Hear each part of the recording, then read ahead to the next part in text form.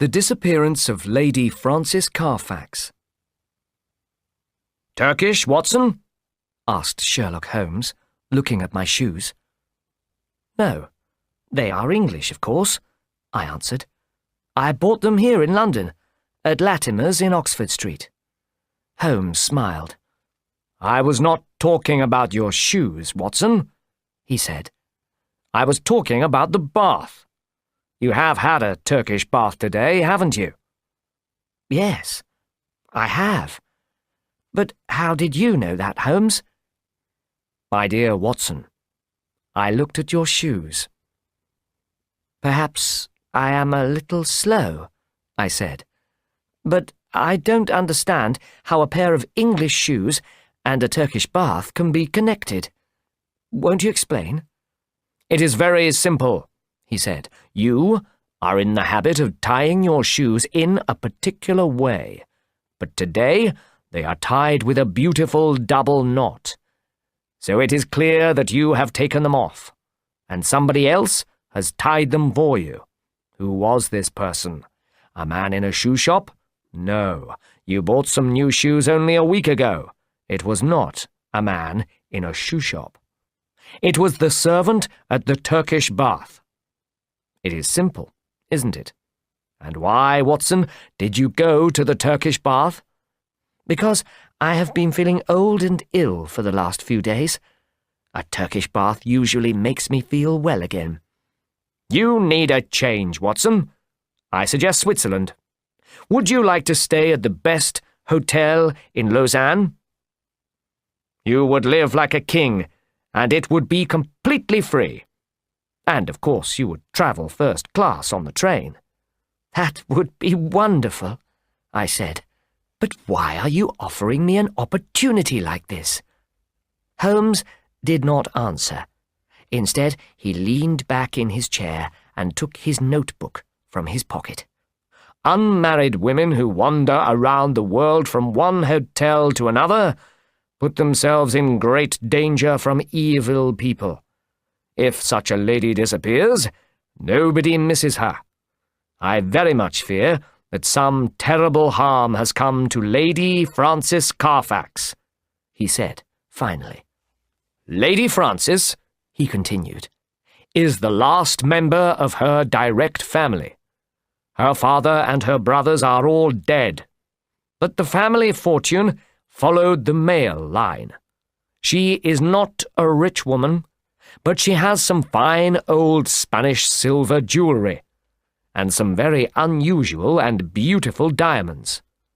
She loves this jewelry so much that she has always refused to leave it at her bank for safety, so she carries her diamonds with her wherever she goes. I feel sorry for Lady Frances Carfax, Watson. She is still quite young and beautiful, but she is completely alone in the world." "And what has happened to her?" I asked. "Ah, Watson, that is the mystery we have to solve. I don't even know whether she is alive or dead.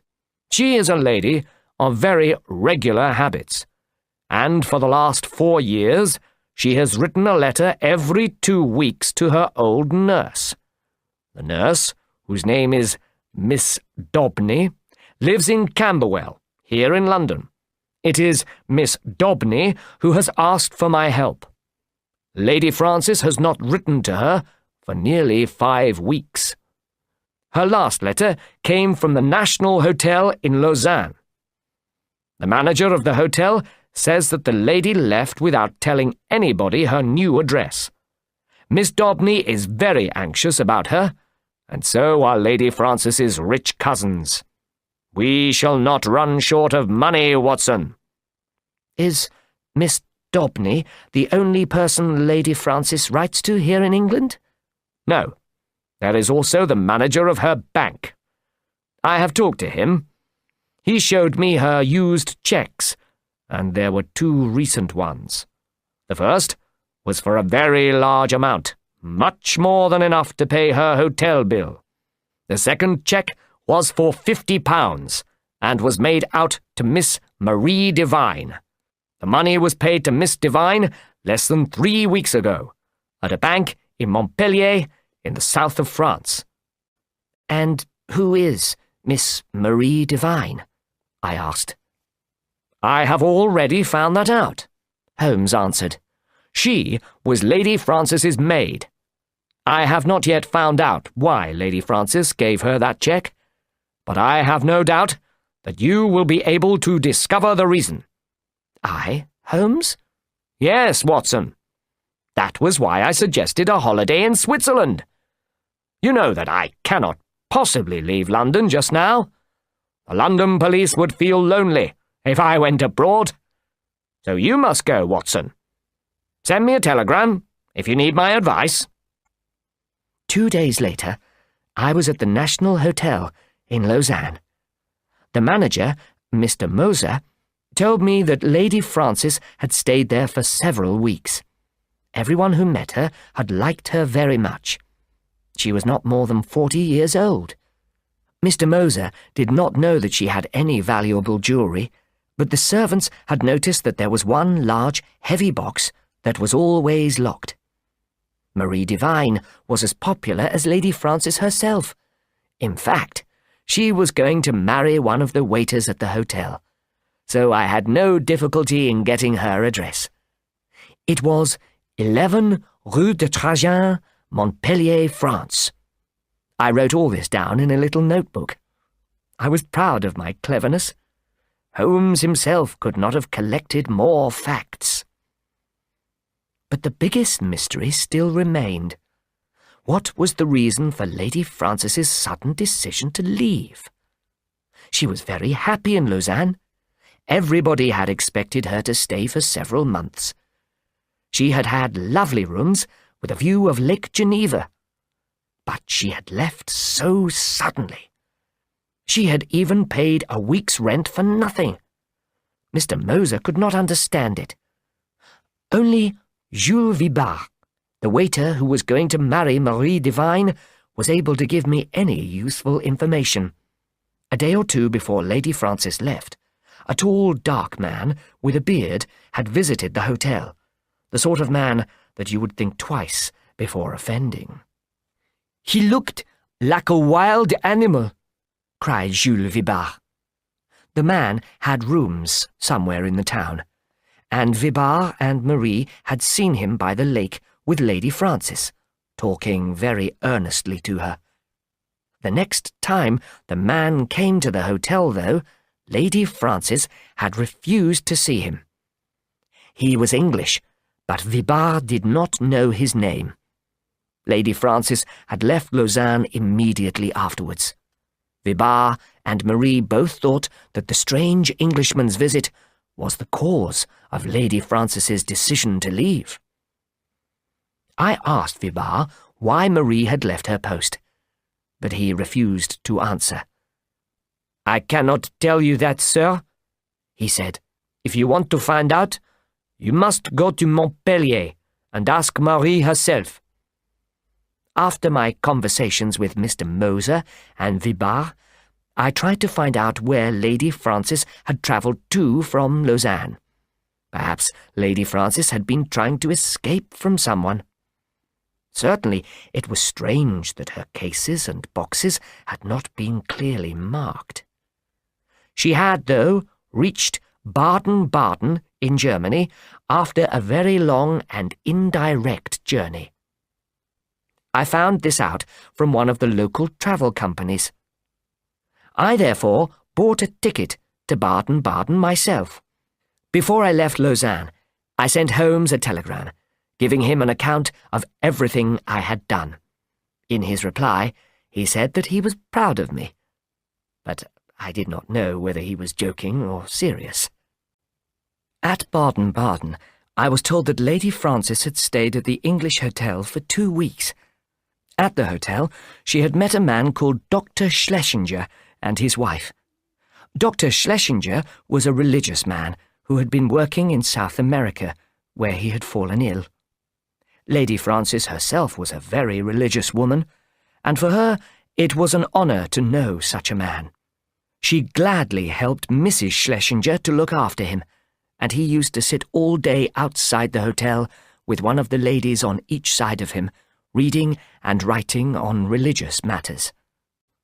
Finally, when Dr. Schlesinger's health had improved a little, he and his wife had returned to London. Lady Frances had gone with them, and Dr. Schlesinger had paid her hotel bill. It was now 3 weeks since they had left. I asked the manager about Marie Devine, Lady Frances's maid. She left a few days before the Schlesingers and Lady Frances went to England, he answered. She was crying bitterly, and she told me that she never wanted to work as a servant again. The manager went on after a pause. You are not the first person who has asked for information about Lady Frances Carfax. About a week ago, another Englishman came here asking questions about her. Did he tell you his name? I asked. No. He was a very strange man. Did he look like a wild animal? I was thinking of what Jules Vibart had told me in Lausanne. Yes, a wild animal, said the manager. That is a perfect description of him. He was a large man with a sunburnt face and a beard. I would not like to be his enemy. Already the solution to the mystery was becoming clear. This evil, cruel man was chasing the poor lady from place to place. It was obvious that she was terribly afraid of him. Otherwise, she would not have left Lausanne. And now he had followed her as far as Baden-Baden. Sooner or later, he would catch up with her. Had he already caught up with her, perhaps? Was that the explanation for her disappearance? I just hoped that the good Dr. Schlesinger and his wife would be able to protect her from this evil man. In another telegram to Holmes, I told him that I had discovered who was to blame for her continuing disappearance. But instead of a reply, I received this. Describe Dr. Schlesinger's left ear, please. Holmes. Holmes's little joke did not amuse me. In fact, I was rather annoyed by it. Next, I went to Montpellier to see Marie Devine. She was very helpful. She had been fond of Lady Frances and completely loyal to her, she said, but recently Lady Frances had not been kind to her and had even once accused her of stealing. I asked her about the cheque for £50. "It was a present, sir," she replied. "I am going to be married soon." We then spoke of the strange Englishman. "Ah, he is a bad man, sir," said Marie. "A violent man. I myself have seen him seize Lady Frances by the wrist and hurt her. It was by the lake at Lausanne, sir." Marie was sure that fear of this man was the cause of Lady Frances's sudden journeys. The poor lady was trying to escape from him. "But look, sir," Marie suddenly said. "He's out there. The man himself." She sounded frightened. I looked out of the window. A very tall, dark man with a large black beard was walking slowly down the centre of the street, looking up at the numbers of the houses. It was clear that, like myself, he was looking for Marie. I ran out of the house and spoke to him angrily. "You are an Englishman," I said. "I don't want to speak to you," he said rudely. "May I ask what your name is?" "No, you may not," he answered. It was a difficult situation. The only way to deal with it was to use the direct method of shock. "Where is Lady Frances Carfax?" I asked. He looked at me in surprise. "What have you done with her?" I continued. "Why have you been following her? I want an answer from you immediately." The man gave a shout of anger and jumped on me. I am not a weak man, but he was as strong as a horse. He fought like a devil, and soon his hands were round my throat. I was nearly unconscious when a French workman rushed out of a small hotel and saved me. He struck the Englishman on the arm with his stick. This made him loosen his hold on my throat. The wild man then stood near us for a moment, unable to decide whether to attack me again. Finally, he turned angrily away and went into the house where Marie lived. I began to thank the kind Frenchman beside me. "Well, Watson," the Frenchman said, "you haven't done very well this time. I think you had better come back with me to London by the night train." An hour later, Sherlock Holmes, wearing his own clothes now, was with me in my private sitting room at my hotel. "I did not expect to be able to get away from London," he said. "But here I am after all." "And how did you know that I would be here in Montpellier?" I asked him. "It was easy to guess that Montpellier would be the next stage of your travels," Holmes said. "Since I arrived, I have been sitting in that small hotel waiting for you. And really, Watson, what a situation you have got into." "Perhaps you would not have done any better yourself," I answered, annoyed. "I have done better, Watson." Just then, one of the hotel servants brought somebody's card in. Holmes looked at it. "Ah, here is Mr. Philip Green. Mr. Green is staying at this hotel, and he may be able to help us find out what has happened to Lady Frances Carfax." The man who came in was the same violent person who had attacked me in the street. He did not look pleased when he saw me. "I received your letter, Mr. Holmes," he said. "But why is this man here? In what way can he be connected with the affair?" "This is my old friend, Dr. Watson," replied Holmes. "He is helping us in this case." The stranger held out his large, brown hand. "I am very sorry about what happened, Dr. Watson," he said. "When you blamed me for hurting Frances, I lost all my self-control. I am in a terrible state, you know. I don't understand this affair at all. And, Mr. Holmes, I don't even know who told you of my existence." "I have spoken to Miss Daubeny, Lady Frances's old nurse," Holmes said. "Old Susan Daubeny with the funny hat," said Green. "I remember her well." "And she remembers you. She knew you in the days before you went to South Africa." "Ah, I see that you know my whole story. I will not hide anything from you, Mr. Holmes. I have loved Frances all my life. When I was a young man, I made a few mistakes and got into trouble. And she was always so pure and good. So, when somebody told her how I was living, she refused to speak to me again. But she certainly loved me. She loved me well enough to remain single. I stayed in South Africa for many years, and I became rich there. When I came back to Europe, I decided to find her, to try to persuade her to marry me. I found her in Lausanne, and I think I almost persuaded her, but her will was strong. The next time I went to her hotel, I was told that she had left town. I tracked her as far as Baden, and then after a time I learned that her servant was here. I am a rough sort of person. I have had a rough sort of life. And when Dr. Watson spoke to me as he did, I became quite wild for a moment. But, Mr. Holmes, tell me what has happened to Lady Frances." "We will do our best to find that out," said Holmes in a serious voice. "What is your address in London, Mr. Green?" "You can send letters or messages to the Langham Hotel." "I think you should return to London," Holmes said. "I may need you. I promise you that everything possible will be done for the safety of Lady Frances.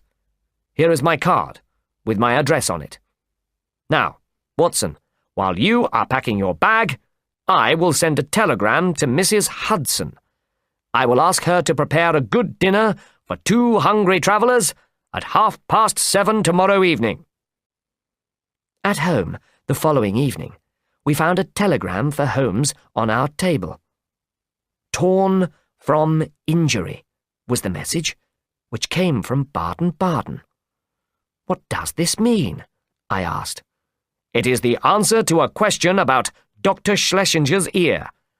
You may remember my telegram. You did not answer it."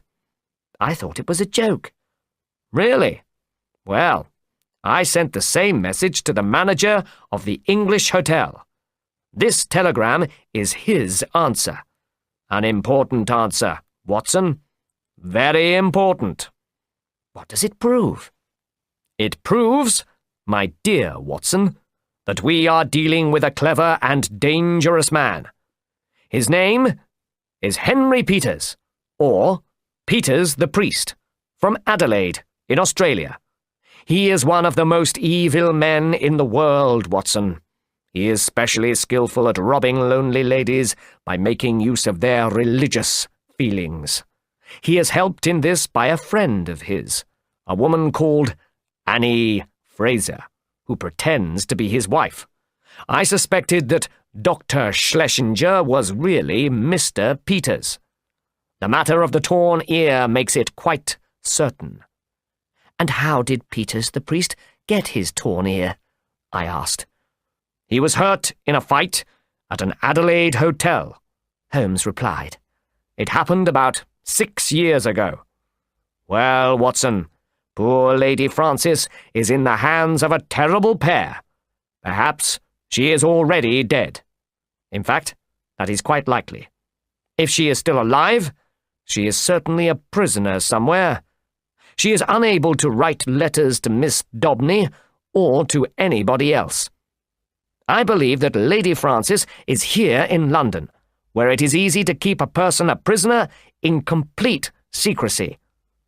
After dinner, I will go along to Scotland Yard and speak to our friend Lestrade." But the police did not manage to discover anything. The 3 people we wanted to find had completely disappeared. We advertised in the newspapers, but that failed. The police watched all Peters the priest's old friends, but he did not visit them. And then, suddenly, after a week of waiting, something happened. A piece of old Spanish jewellery, made of silver and diamonds, had been received by a pawnbroker in Westminster Road. The man who brought it in was a large man who looked like a priest and gave a name and address which were clearly false. The pawnbroker had not noticed his ear, but we were sure that the description was that of Peters the priest. Philip Green had already come to see us twice, anxiously hoping for news. The 3rd time he came, we were able to tell him something at last. "Peters has taken some of Lady Frances's jewellery to a pawnbroker's shop," Holmes told him. "We are going to catch him now." "But does this mean that any harm has come to Lady Frances?" asked Green. Holmes gave him a very serious look. "If Peters and Annie Fraser have kept her a prisoner until now, they cannot set her free without danger to themselves. I fear the worst, Mr. Green." "Please give me something to do, Mr. Holmes," said Green. "Do these people know you?" asked Holmes. "No." "Peters will probably go back to the same pawnbrokers when he needs money again. I will give you a letter to the pawnbroker, and he will let you wait in the shop. If Peters comes in, you must follow him home, but you must not let him see you, and of course, you must not attack him. Please do nothing without telling me." For 2 days, Green brought us no news. Then, on the evening of the 3rd day, he rushed into our sitting room, pale and trembling with excitement. "We have caught him!" he cried. "We have caught him!" He was so excited that he could hardly speak. Holmes pushed him into an armchair. "Please, Mr. Green," he said, "tell us what has happened." "She came into the shop an hour ago. It was the wife this time, but the piece of jewellery she brought was just like the other. She is a tall, pale woman with eyes like a rat's." "That is the woman," said Holmes. "She left the shop, and I followed her. She walked up Kennington Road. Then she went into another shop. Mr. Holmes, it was an undertaker's." I could see the shock on Holmes's face. "Go on," he said, forcing himself to speak calmly. "I went in too," said Green. "She was talking to the undertaker inside. I heard her say, 'It is late.' The undertaker replied, 'It has probably arrived by now.' It took longer than an ordinary one would take. Then they both stopped and looked at me. So I asked the undertaker the way to Waterloo Station and then left the shop." "You have done well, Mr. Green," said Holmes. "Very well. And what happened next?" "The woman came out. I had hidden in the doorway of another shop. I think she was suspicious of me, because I saw her looking round for me. Then she called a carriage and got in. I managed to get another, and so to follow hers. She got out at 36 Pulteney Square in Brixton. I drove past, left the carriage at the corner of the square, and watched the house." "Did you see anyone?" asked Holmes. "There was only one light on, in a window on the ground floor. I could not see in. I was standing there wondering what to do next when a cart stopped outside the house. 2 men got out, took something out of the cart, and carried it up the steps to the front door. Mr. Holmes, it was a coffin." "Ah." For a moment, I thought of rushing into the house. The door had been opened to let in the men with the coffin. It was the woman who had opened it. But as I stood there, she saw me. I think she recognized me. I saw her face change, and she closed the door immediately. I remembered my promise to you, and here I am." "You have done excellent work," said Holmes. He wrote a few words on a half-sheet of paper. "Please take this note to Mr. Lestrade at Scotland Yard. We need to search the place, and he will arrange everything.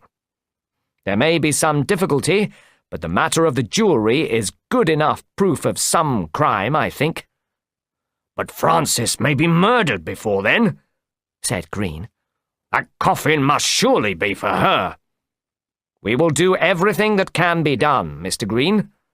We will not waste any time. Now, Watson," he said, as Green hurried away, "to me the situation seems so terrible that we must act now, without the help of the law. You and I are the unofficial police of London. We must go to Pulteney Square immediately."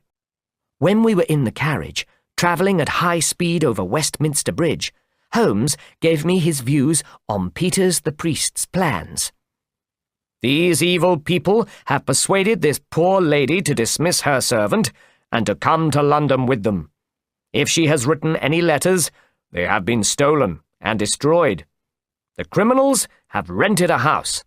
They have made her a prisoner, and now they have taken possession of her jewellery, the original reason for their interest in Lady Frances. Already they have begun to get money for it from the pawnbroker. They do not know that she has friends who are tracking them. They cannot set her free, and they cannot keep her a prisoner forever. So, they must kill her." "That seems very clear," I said. and the arrival of the coffin proves, I fear, that she is already dead. Oh, Watson, there is the undertaker's, I think. Stop, driver! Will you go in, Watson? Ask the undertaker when the Pulteney Square funeral is going to take place. The man in the shop told me that it was arranged for 8 o'clock the next morning. When I reported this to Holmes, he looked unhappy. I can't understand it at all, he said. Murderers usually bury the body in a hole in the back garden. These murderers seem to fear nothing. We must go forward and attack, Watson. Are you armed? I have my stick, at least. Well, well, we shall be strong enough. We simply cannot afford to wait for the police. Thank you, driver. You can go. Holmes rang the bell of a great dark house in the centre of Pulteney Square. The door was opened immediately by a tall woman. Well, what do you want? She said rudely. I want to speak to Dr. Schlesinger, said Holmes. There is no Dr. Schlesinger here, she answered. Then she tried to close the door, but Holmes had put his foot in the way. Well, I want to see the man who lives here. I don't care what he calls himself, he said firmly. She thought for a moment. Then she pulled the door wide open. Well, come in, she said. My husband is not afraid to see any man in the world. She closed the door behind us and took us into a sitting room on the right of the hall. Before she left us, she turned up the gaslight in the room. Mr. Peters will be with you soon, she said. Almost immediately, a man entered the dusty sitting room. Peters the priest was a big man with a large, fat, red face, who would have looked pleasant if he had not had such a cruel mouth. You have surely made a mistake, gentlemen, he said in an oily voice. I think you have come to the wrong house. If you trod further down the street, perhaps. You are wasting your breath, said my friend. My name is Sherlock Holmes. You are Henry Peters of Adelaide, formerly Dr. Schlesinger of Baden-Baden and South America. I am not afraid of you, Mr. Holmes. What is your business in my house? I want to know what you have done with Lady Frances Carfax, who came away with you from Baden-Baden. I would be very glad if you could tell me where she is, Peters answered calmly. She borrowed nearly £100 from me and has not paid it back. All I have until she pays her debt is some almost worthless jewellery. I paid her hotel bill at Baden-Baden, and I bought her a ticket from there to London. We lost her at Victoria Station. If you can find her, Mr. Holmes, I shall be very grateful to you. I am going to find her, said Sherlock Holmes. I am going to search this house until I do find her. Holmes took out a gun from his pocket. So, you are a common thief, said Peters. That is right, and my friend Watson is also a dangerous man. We are now going to search your house together. Peters opened the door. Call a policeman, Annie, he called out. We heard the woman run across the hall and go out through the front door. We have very little time, Watson, said Holmes. If you try to stop us, Peters, you will certainly get hurt. Where is the coffin that was brought into this house? Why do you want to look at the coffin? Peters asked. It is in use. There is a body in it. I must see that body. I refuse to show it to you. But Holmes had pushed him out of the way. We went together into the next room. It was the dining room of the house. The gaslight was burning low, but we saw the coffin immediately. It was on the table. Holmes turned up the gas and opened the coffin. Deep down at the bottom, there was the body of a small, very thin, and very, very old woman. It was certainly not Lady Frances Carfax. "Thank God," whispered Holmes. "It is someone else." "You have made a bad mistake, haven't you, Mr. Holmes?"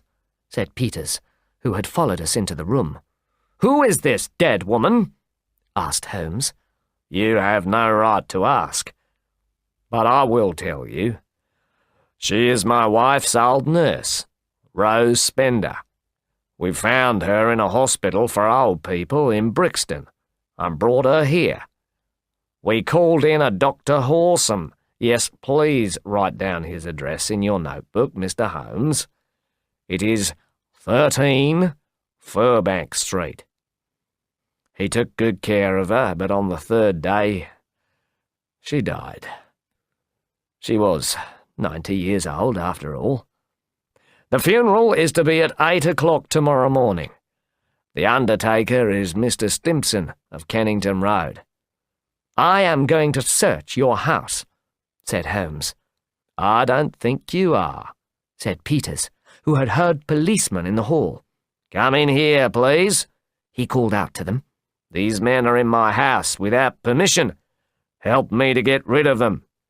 Holmes took out one of his cards. "This is my name and address," he said to the policeman, "and this gentleman is my friend, Dr. Watson." "We know you very well, sir," said one of the policemen, "but you can't stay here and search the house without a court order." "Of course not. I realize that," said Holmes. "Take him to the police station," cried Peters. "We know where to find this gentleman if he is wanted," said the policeman in reply. "But you must go now, Mr. Holmes.